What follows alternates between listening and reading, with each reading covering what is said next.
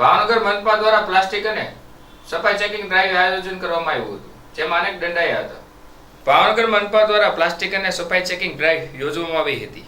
દીવનપરા વિસ્તારમાં ખારગેટ વિસ્તારમાં હાથ ધરવામાં આવ્યું. મોટા ભાગની દુકાનમાં દંડ વસૂલવામાં આવ્યો હતો.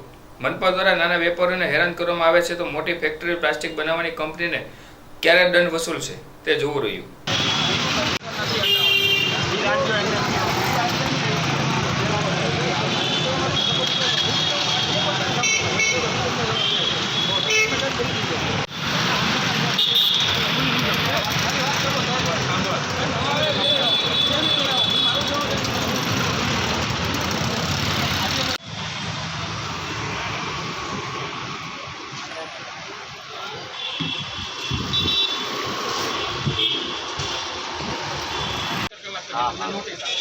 फोन पे गूगल पे कहीं नहीं कर सकते.